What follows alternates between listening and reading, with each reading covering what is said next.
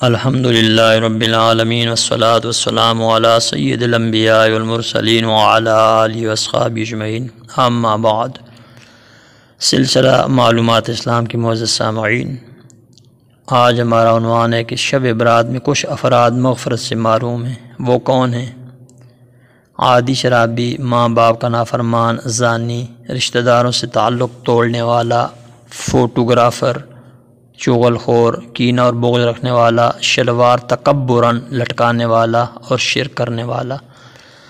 الزواجر کتاب کے حوالے سے کچھ احادیث مبارکہ آپ کی خدمت میں حاضر ہیں۔ سرکار صلی اللہ علیہ وسلم نے فرمایا کہ پیر اور جمعرات کے دن اللہ تعالیٰ فیغفر اللہ فیہما بہت سے لوگوں کو بخش دیتا ہے، لکل عبد لا یشرک باللہ مگر جو شرک کرتا ہے اس کو نہیں بخشتا۔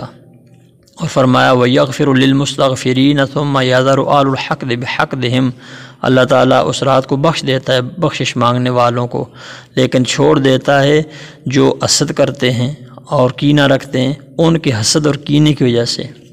اور فرمایا فَيَغْفِرُ لِكُلِّ مُؤْمِنٍ إِلَّا الْعَاقَ وَالْمَشَاحِنَ بخشش فرما دیتا ہے ہر ایمان والے کی اللہ تعالیٰ مگر ماں باپ کے نافرمان اور کینہ رکھنے والے شخص کی بخشش نہیں کی جاتی۔ اور فرمایا الا ما کان من متشاحنین اوقات رحم کہ اللہ تبارک و تعالیٰ اس رات نہیں بخشتا ان لوگوں کو جو آپس میں کینہ رکھتے ہیں یا آپس میں رشتہ داری توڑ دیتے ہیں۔ اور ایک مقام پر فرمایا کہ اللہ تعالیٰ کی نگاہ رحمت نہیں ہوگی ان لوگوں کی طرف ولا الی مدمن خمر جو عادی شرابی ہیں۔ اور فرمایا ولا الی مسبل اے آزاری جو شخص تکبراً اپنی سلوار ٹخنوں سے نیچے کرتا ہے اس کی طرف بھی رب تعالیٰ نگاہ عنایت نگاہ رحمت نہیں فرمائے گا۔ اور دو ناراض شخصوں کے بارے میں فرمایا کہ ان کی بخشش بھی نہیں ہوگی۔